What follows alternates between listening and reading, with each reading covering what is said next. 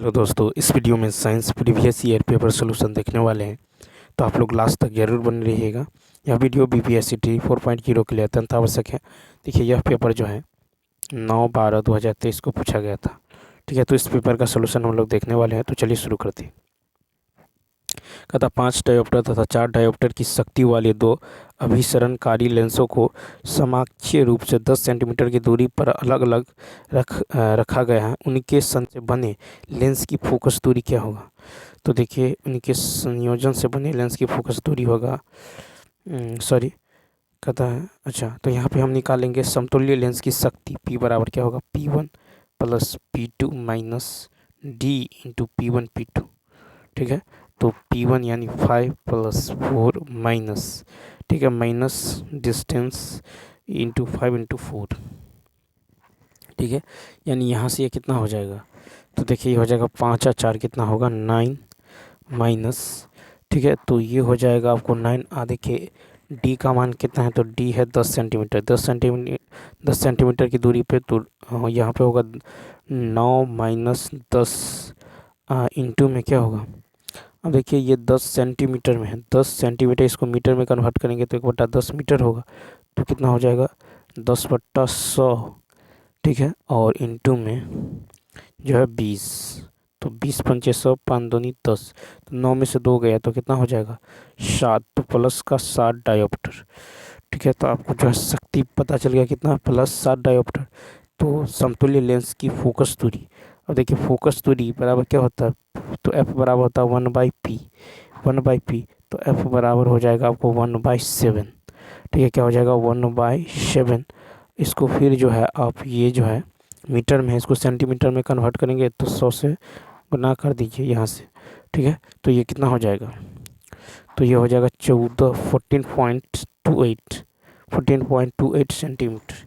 इसका right answer E option.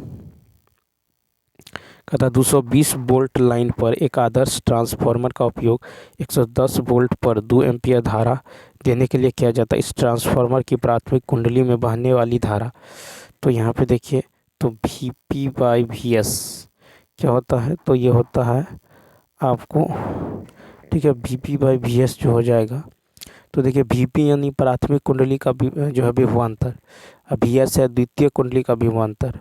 ठीक है, IP है आपको प्राथमिक कुंडली का धारा। IP जो है प्राथमिक कुंडली का धारा, बट्टा में IS जो होगा द्वितीय कुंडली में धारा। तो VP/VS बराबर IP/IS। ठीक है, तो VP की यदि बात करें तो कितना है? 220 वोल्ट। ठीक है, और VS कितना है? तो 110। ठीक है, और IP कितना है? तो IP है आपको 2। ठीक है, आपको निकालना है आपको IS। यहाँ पे जो है, सॉरी, यहाँ पे IS हो जाएगा, IS बट्टा में IP, IS बट्टा में IP। ठीक है, तो VP/VS बराबर IS बट्टा में IP। ठीक है, तो ये हो जाएगा कितना? तो 2 बट्टा में IP हो जाएगा। 2 बट्टा में कितना हो जाएगा? IP हो जाएगा।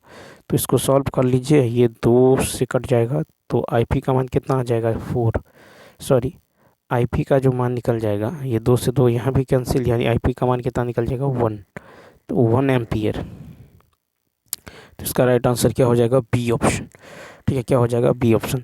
अब देखिए, इसको आप ऐसे भी सॉल्व कर सकते हैं कि 220 वोल्ट पर एक जो है आदर्श ट्रांसफार्मर का उपयोग किया जाता है। इतना वोल्ट पर इतना धारा देने के लिए जो है प्राथमिक कुंडली में बहने वाली धारा, तो 220 इंटू I1 बराबर 110 वोल्ट इंटू 2 एम्पियर।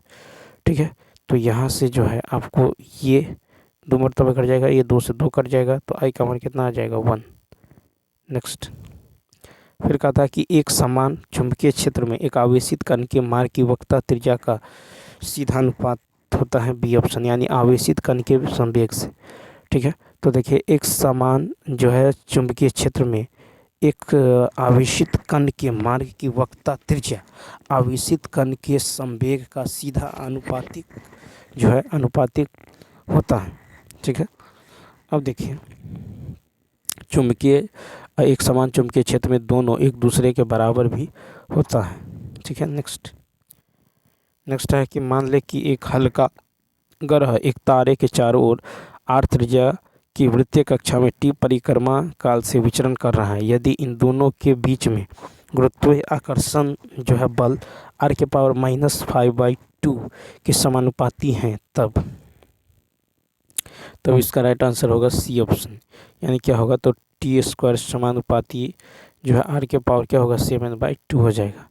ठीक है, तो यहाँ पे जो हो जाएगा टी के पावर, ठीक है, टी स्क्वायर समानुपाती आर के पावर 7/2 हो जाएगा। ठीक है, कितना हो जाएगा, तो 7/2 होने वाला है।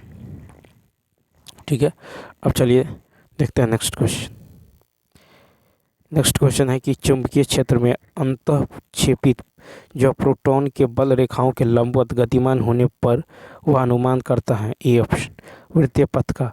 तो चुंबकीय क्षेत्र में अंतःक्षेपित प्रोटॉन के बल रेखाओं के लंबवत गतिमान होने पर वह वृत्तीय पथ का अनुसरण करता है। ठीक है, आवेशित कण जब चुंबकीय क्षेत्र के लंबवत प्रविष्ट करता है तो उस पर लगने वाला बल वेग के लंबवत होता है, जिसके कारण इस कण का पथ वृत्तीय होता है। इसमें बल एवं विस्थापन एक दूसरे के लंबवत होता है, जिसके कारण किया गया कार्य शून्य होता है एवं गतिज ऊर्जा में कोई परिवर्तन नहीं होता है।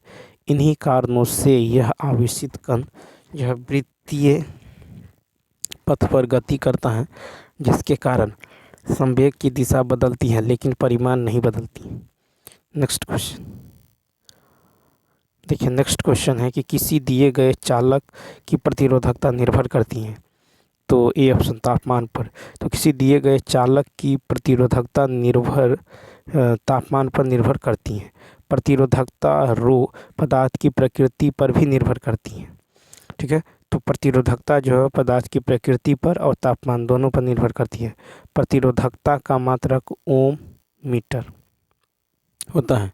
प्रतिरोधकता का मात्रक ओम मीटर होता है। ठीक है, किसी चालक का प्रतिरोध निम्न कारकों पर निर्भर करता है: तापमान पर, लंबाई पर, क्षेत्रफल का व्युत्क्रमानुपाती एवं प्रकाश। नेक्स्ट क्वेश्चन देखिए, कहता है कि दिए गए समय अंतराल में एक कण के वेग समय ग्राफ के अंतर्गत क्षेत्र प्रतिनिधित्व करता है। ए ऑप्शन विस्थापन। तो किसी दिए गए समय अंतराल में एक कण के लिए वेग समय ग्राफ के अंतर्गत क्षेत्र विस्थापन का प्रतिनिधित्व करता है। वेग समय ग्राफ की ढाल यानी त्वरण का मान देता है। ठीक है, तो यहाँ पे राइट आंसर हो जाएगा आपको ए ऑप्शन। उसके बाद यदि देखें तो देखिए यहाँ पे जो है ढाल बराबर क्या होता है, यानी ढाल बराबर tan थीटा बराबर होता है वेग में परिवर्तन बट्टा समय में परिवर्तन। क्षेत्रफल जो है विस्थापन का मान देता है, तो विस्थापन, ठीक है, क्षेत्रफल जो है विस्थापन का मान देता है, तो विस्थापन बराबर होता है आपको 1/2 आधार इंटू ऊंचाई। नेक्स्ट क्वेश्चन देखिए, फिर कहता है कि 2 ओम, 4 ओम, 1 ओम, 100 ओम का उपयोग करके न्यूनतम प्रतिरोध। तो देखिए, तो इतना का न्यूनतम प्रतिरोध जो है प्राप्त करने के लिए इन्हें समांतर क्रम में जोड़ेंगे। तो R इक्वल बराबर क्या होगा 1/2 + 1/4 + 1/1 + 1/100। यानी यहाँ से R का मान निकल जाएगा आपको कितना 100/176 यानी 0.572 ओम। ठीक है, 0.572 ओम। अब देखिए समतुल्य प्रतिरोध जो है ये क्या है, तो R जो है लेस देन कितना है 1 ओम, यानी 1 ओम से कम है, तो इसका राइट आंसर सी हो जाएगा। फिर कहता है परमाणु का नाभिक धनात्मक होता है। सी ऑप्शन प्रोटॉन की उपस्थिति के कारण। परमाणु का नाभिक धनात्मक होता है प्रोटॉन की उपस्थिति के कारण।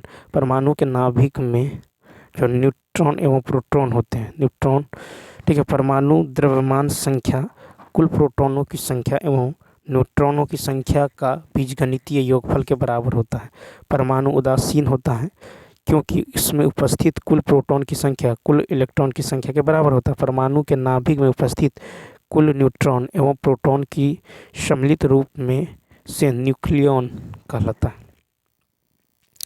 नेक्स्ट है कि निम्नलिखित में से कौन सा जो है वोल्टेज का प्रतिनिधित्व करता है। तो देखिए वोल्टेज का प्रतिनिधित्व करता है किया गया कार्य बटा में धारा गुणे समय, किया गया कार्य बटा में धारा गुणे समय।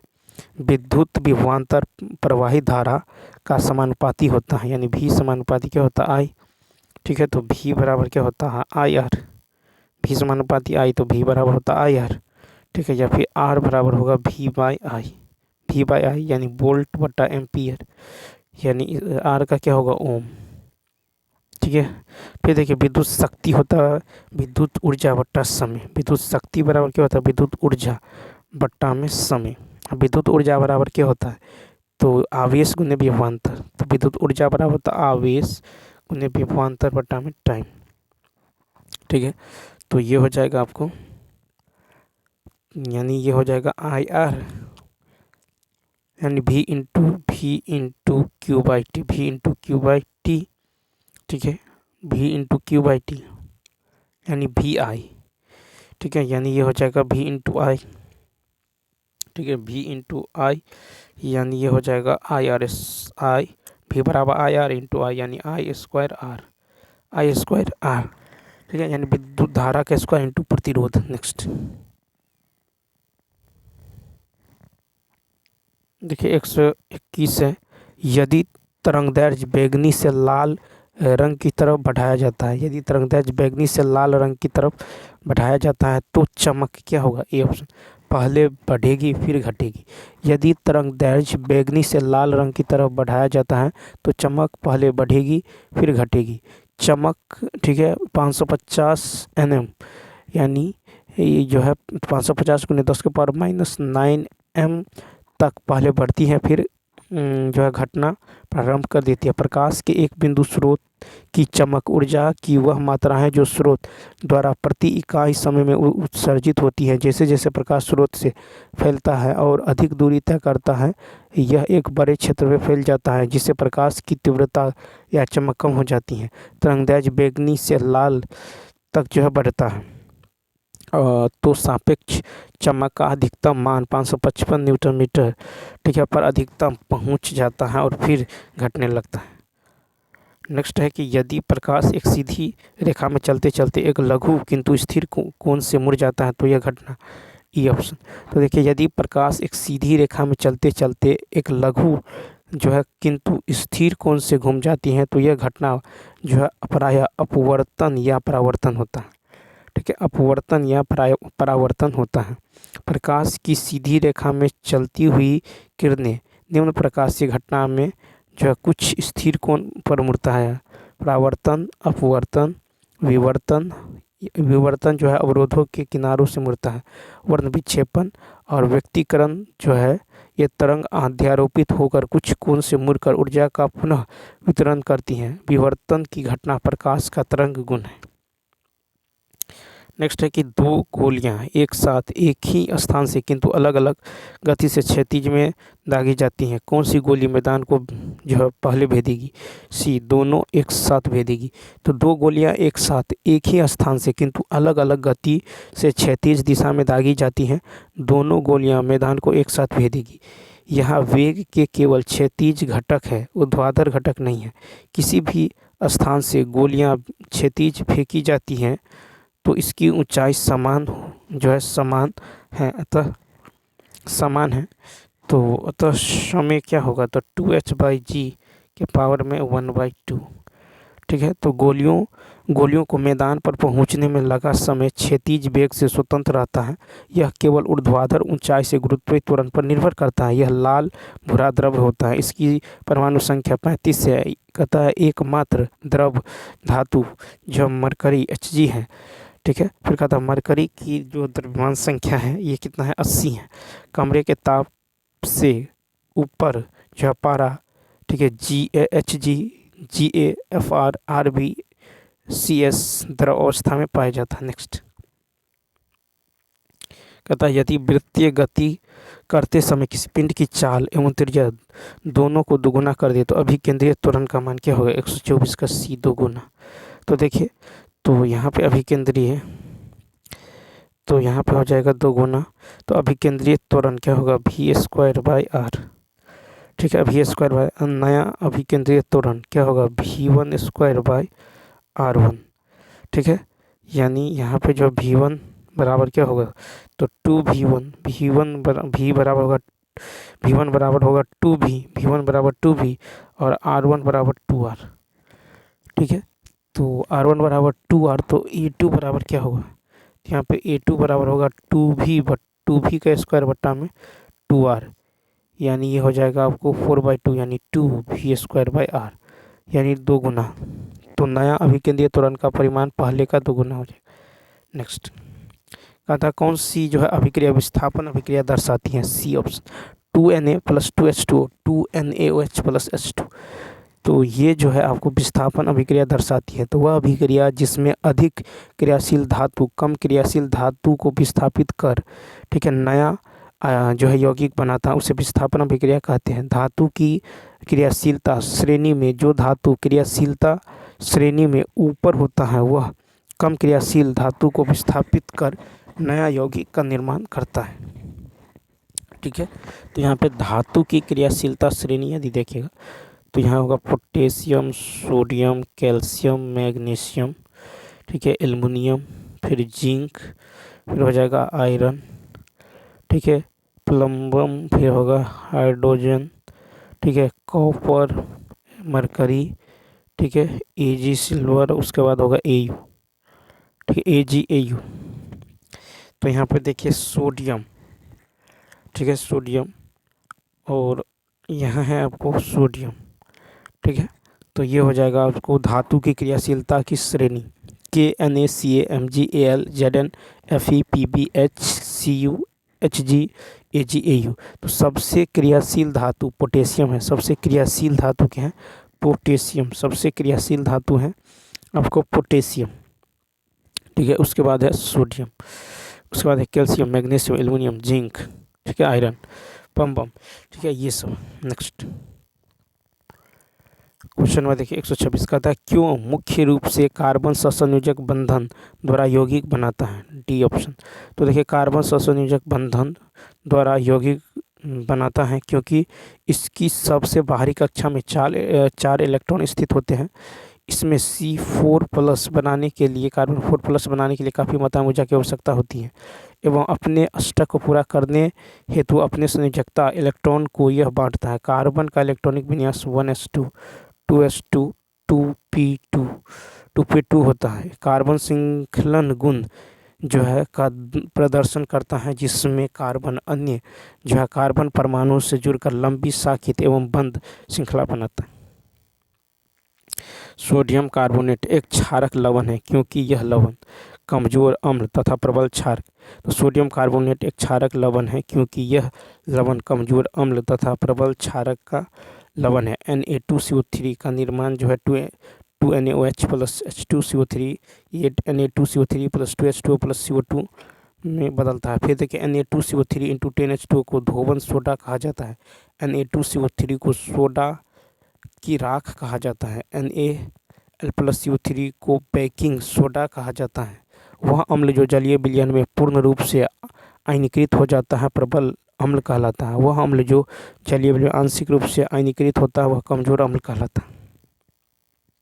प्रकाश की उपस्थिति में बेंजीन क्लोरीन से अभिक्रिया कर बनाती हैं, सी ऑप्शन बेंजीन हेक्साक्लोराइड।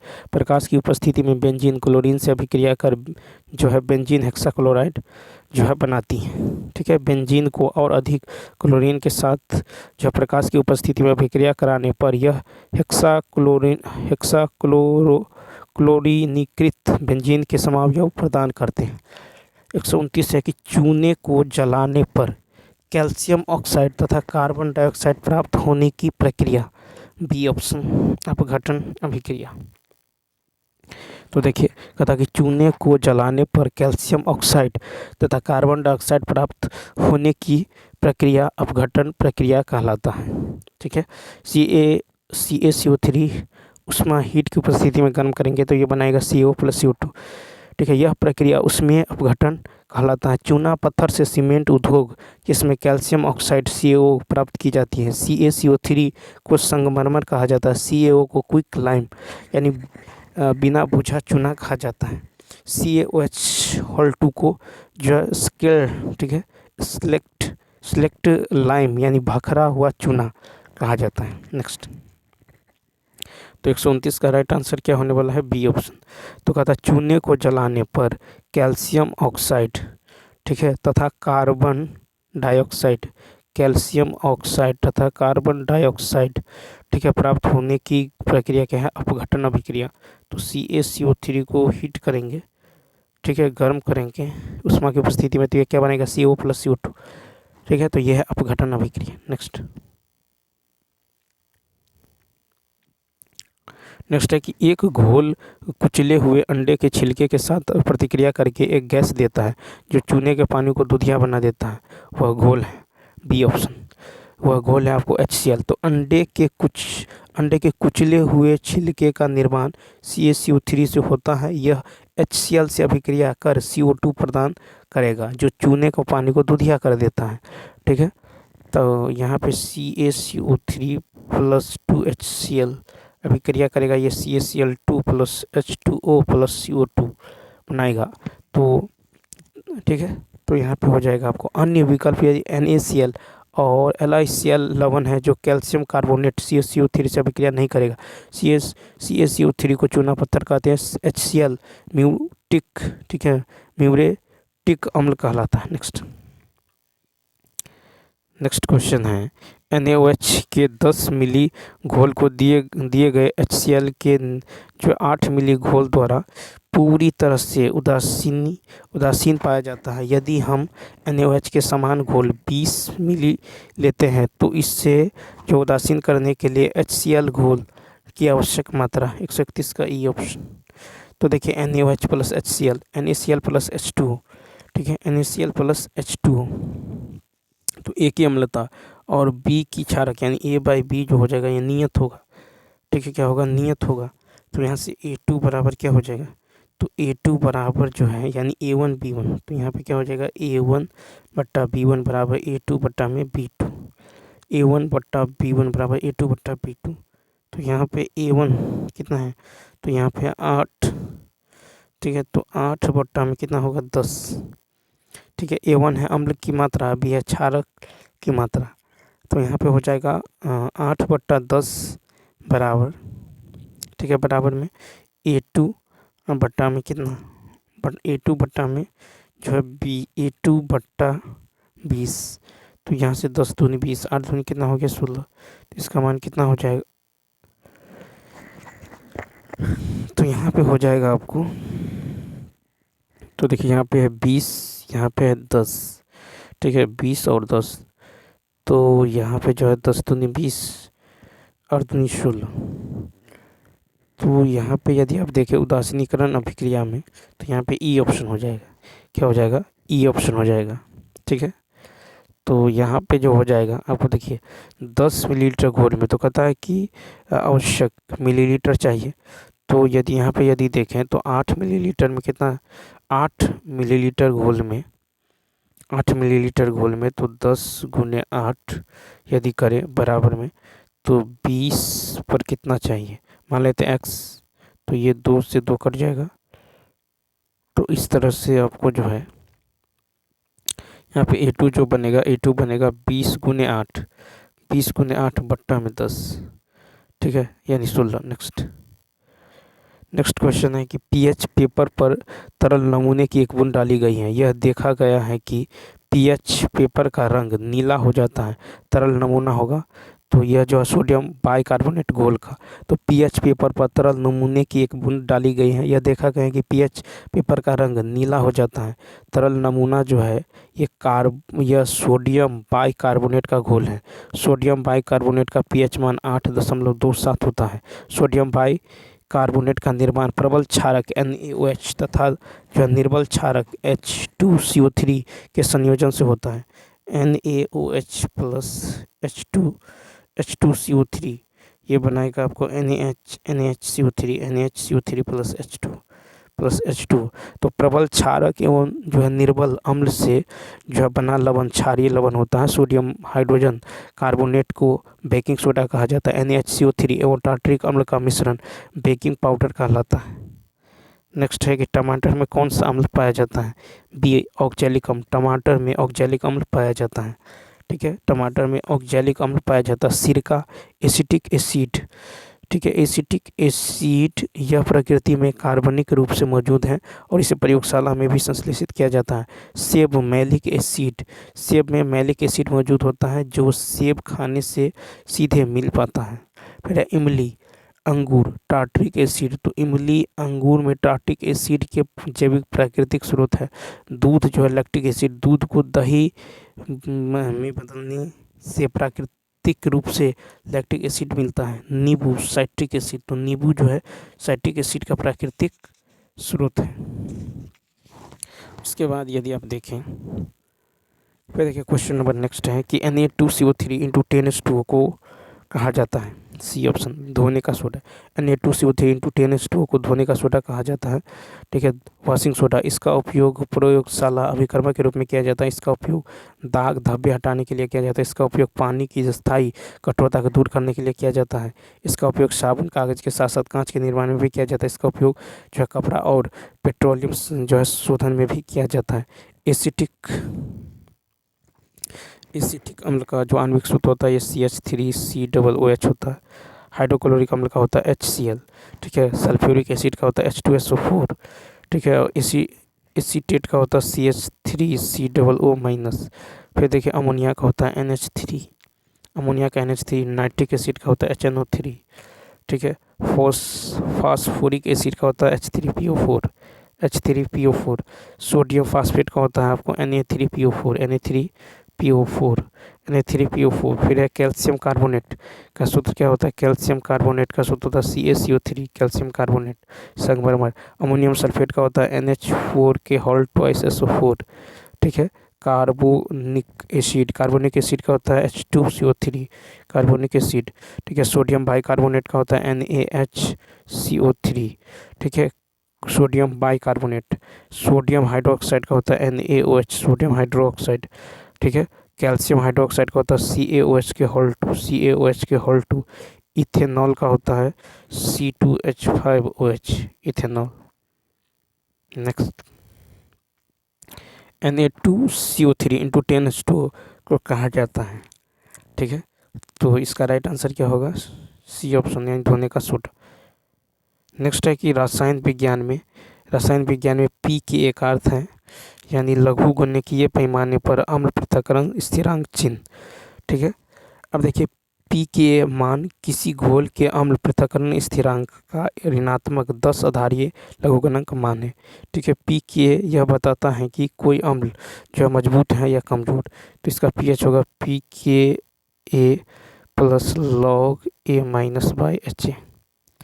ठीक है। अब देखिए कि यदि pKa का मान अधिक है तो अम्ल कमजोर तथा इसके मान के कम होने पर अम्ल मजबूत होता है। नेक्स्ट पता है रंगीन स्पीसीज के हैं, सी ऑप्शन Na3PO4। तो रंगीन स्पीसीज जो है Na3BO4 है। ठीक है। अब यहाँ पे देखिए जिस यौगिक में शून्य जो अयुग्मित इलेक्ट्रॉन होते हैं वे रंगहीन होते हैं। Na3BO4 ये Na3 प्लस BO4 3 माइनस होगा। ठीक है। नेक्स्ट क्वेश्चन देखिए, कौन सी जो है धातु जो है जर्मन सिल्वर का हिस्सा है, डी ऑप्शन। तो देखिए जर्मन सिल्वर का हिस्सा कॉपर जिंक एवं निकेल है। जर्मन सिल्वर चांदी जैसा उजला प्रतीत होता है इसलिए इसे जर्मन सिल्वर कहा जाता है। जर्मन सिल्वर का प्रयोग मूर्ति बर्तन सिरका बनाने में होता है। ठीक है। जैसे पीतल एवं मंजू धातु जैसे Cu प्लस Zn। ठीक है। कांसा या बेल धातु है copper plus tin. Gun metal है copper zinc tin. Roll gold है Cu यानी कॉपर एल्युमिनियम। ठीक है। टाइप मेटल है PbSbSn। 138 कहता कोल्बे की विद्युत अपघट्य विधि किस पर लागू हो सकती है, डी ऑप्शन। तो देखिए कोल्बे की विद्युत अपघट्य विधि जो है सभी पर लागू होता है। ठीक है। कोल्बे जो है यानी CH3COONA पर लागू होता है, आपको इस पे लागू इस पे सभी पे।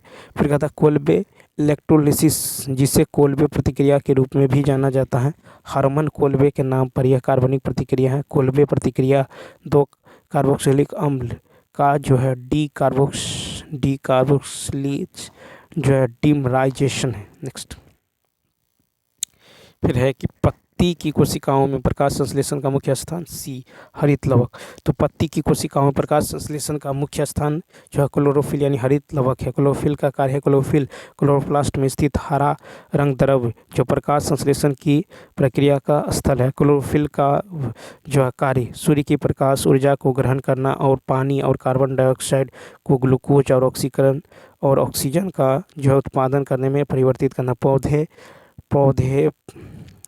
पौधों के विभिन्न भागों की वृद्धि के लिए ग्लूकोज का उपयोग करते हैं। क्लोरोफिल सूर्य के प्रकाश की हरी तरंगदैर्घ्य को अवशोषित नहीं करता है। क्लोरोफिल केवल स्थानीय पौधों में ही नहीं पाया जाता है। ठीक है, फाइटोप्लांक्टन सूक्ष्म शैवाल हैं जो महासागरों और झीलों में रहते हैं। वे प्रकाश संश्लेषण करते हैं, इसलिए उन्हें क्लोरोप्लास्ट और इस प्रकार क्लोरोफिल होता है। माइटोकॉन्ड्रिया का प्राथमिक कार्य जो है सेलुलर शोषण के माध्यम से ऊर्जा उत्पन्न करता है।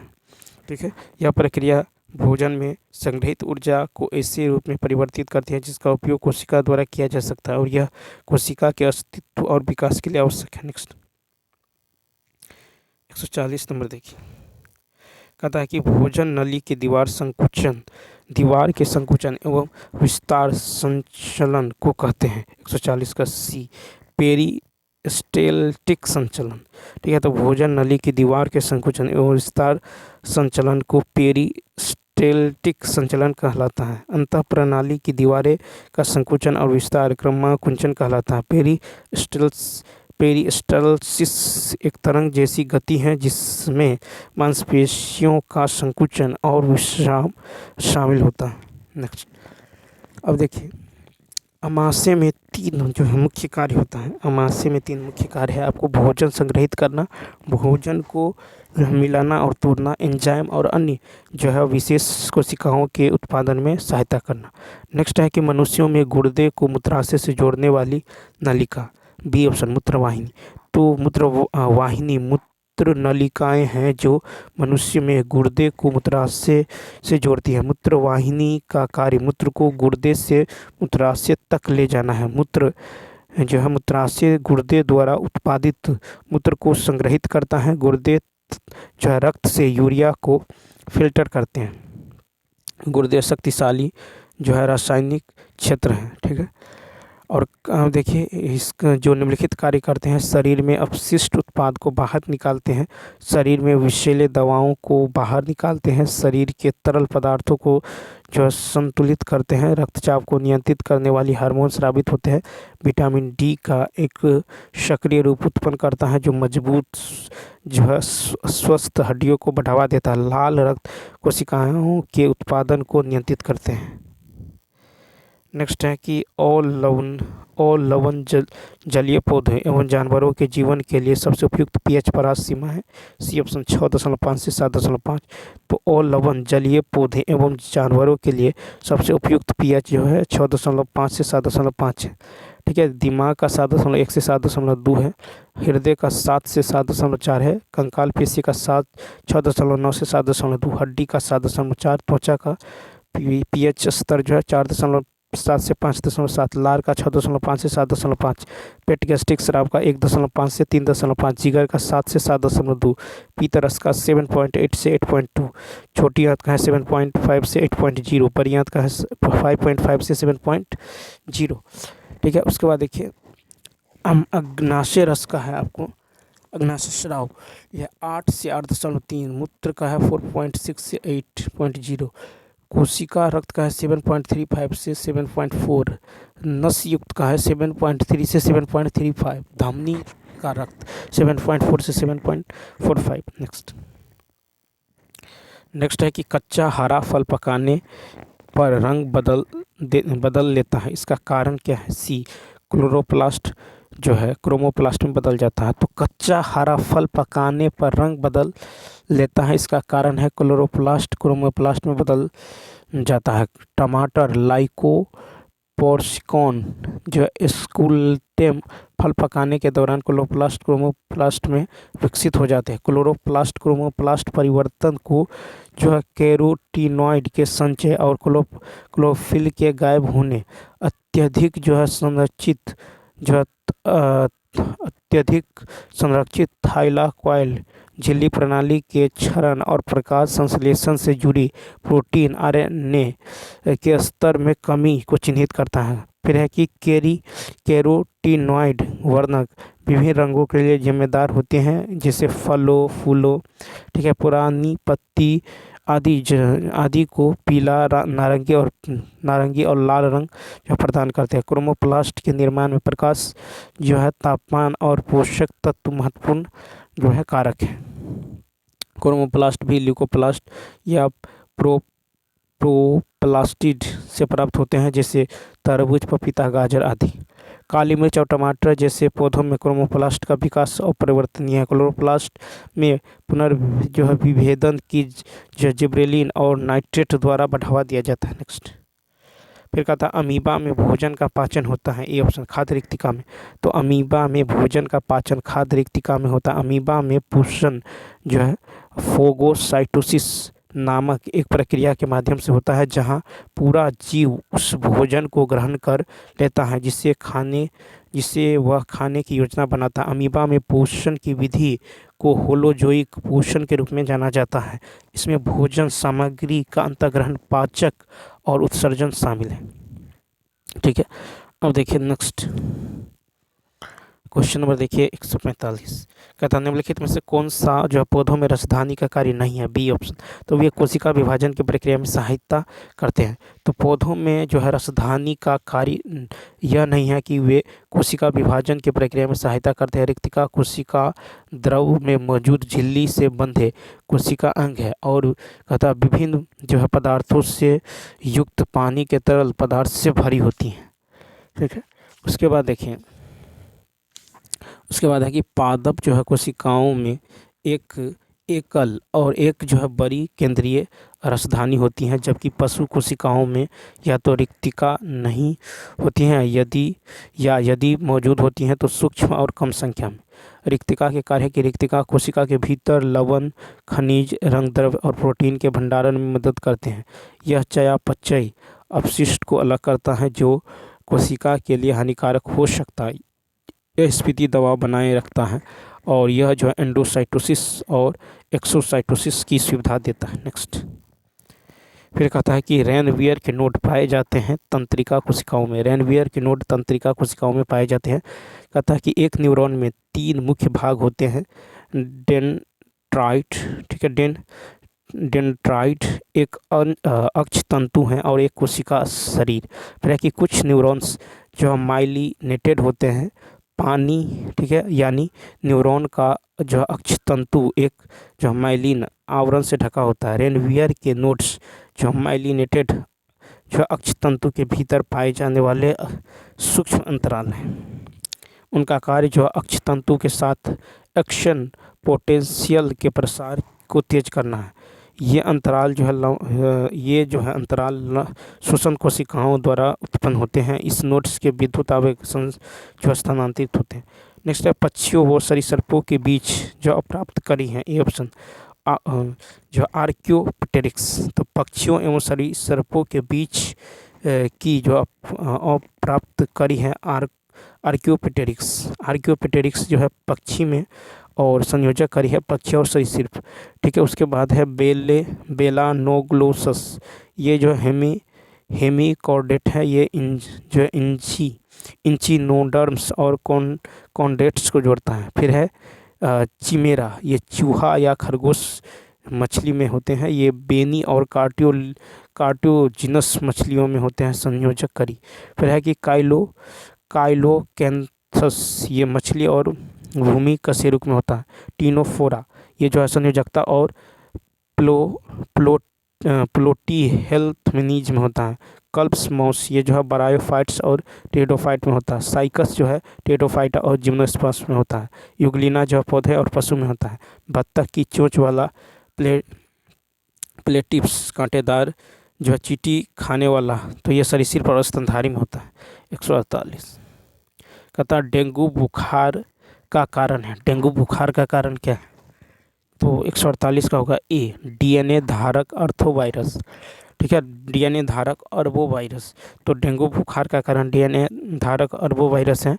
डेंगू फ्लेविविरिडे परिवार, ठीक है, फ्लेवीवायरस जीनस का सदस्य है, जिसमें पीला बुखार वायरस, वेस्ट नाइल वायरस और टिक जनित जो एन्सेफलाइटिस वायरस भी सम्मिलित है।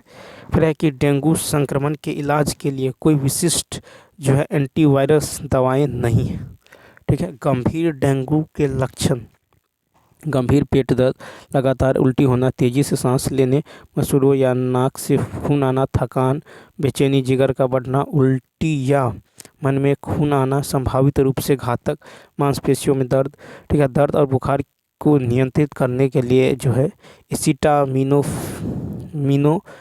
या जो पैरासिटामोल लिया जाता है, ठीक है। फिर है कि इबुप्रोफेन और एस्पिरिन जैसी गैर स्टेरॉयडल सूजन जो है रोधी दवाओं से इस रोग में बचना चाहिए। 149 के नवीनतम द्वितीयक जाइलम पाया जाता है, सी ऑप्शन, संवहनी एधा के ठीक अंदर।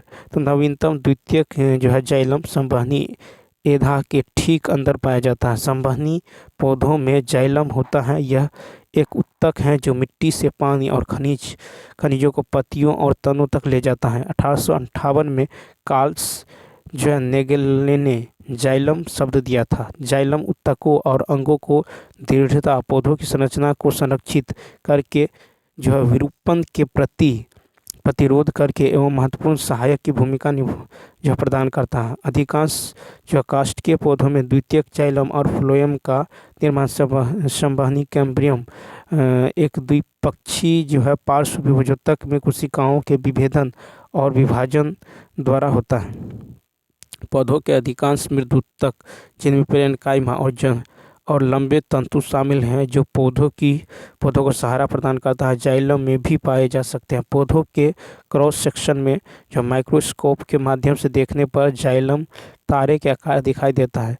फिर ट्रेकिडस जाइलम में खोजा गया प्रथम श्वासनली घटक है। कुछ जिम्नोस्पर्म और अन्य बीज रहित पौधों में पानी के संचालन के लिए मुख्य घटक के रूप में केवल ट्रेकिड्स होते हैं। पानी और कुछ घुलनशील पोषक तत्व जैसे खनिज और अकार्बनिक आयन की जरूरत से पूरे पौधे तक जब पहुंचाना जाइलम का प्राथमिक कार्य है। नेक्स्ट, तिलचट्टा में जो मेलपिगी नलिकाओं द्वारा निम्नलिखित में से कौन सा कार्य किया जाता है? ए ऑप्शन, उत्सर्जन। तिलचट्टा में मेलपिगी नलिकाओं द्वारा उत्सर्जन का कार्य होता है। फिर है कि राउंड वॉर्म में कोई जो है विशिष्ट उत्सर्जन अंग नहीं पाया जाता है। राउंड वॉर्म जो है चयापचयी अपशिष्ट को शरीर की दीवार के माध्यम से फैलाते हैं। एनेलिड्स में उत्सर्जन तंत्र में उत्सर्जन अंग के रूप में जो नेफ्रेडिया होता है, जो कशेरुकियों के गुर्दे के समान होता है। फिर कि क्रस्टेशियंस में दो प्रकार के उत्सर्जन अंग पाए जाते हैं, ठीक है, अर्थात एटना ग्रंथियाँ और मैक्सिरी ग्रंथि। कीड़े में जो है मेलफिगियन नलिकाएं उत्सर्जन अंग है। फिर कि फ्लैट वर्म में जो है नेफ्रीडियम उत्सर्जन अंग है। फिर निडारियन में कोई और जो है विशिष्ट उत्सर्जन अंग नहीं है। मोलस्क में नेफ्रीडिया जैसी किडनी उत्सर्जी अंग है। फिर कशेरुक में किडनी उत्सर्जन अंग है। फिर नेफ्रॉन किडनी की संरचनात्मक और क्रियात्मक इकाई है। नियाड्रीन में कोई विशिष्ट उत्सर्जन अंग नहीं है, ठीक है। और फ्लैट वर्म में नेफ्रीडियन उत्सर्जी अंग है। कीड़े में मेलफिबियन नलिकाएं उत्सर्जन अंग है। तो चलिए दोस्तों, इस वीडियो में इतना ही। यदि यह वीडियो अच्छा लगा हो तो लाइक, शेयर और सब्सक्राइब करना न भूलें। Thanks for watching.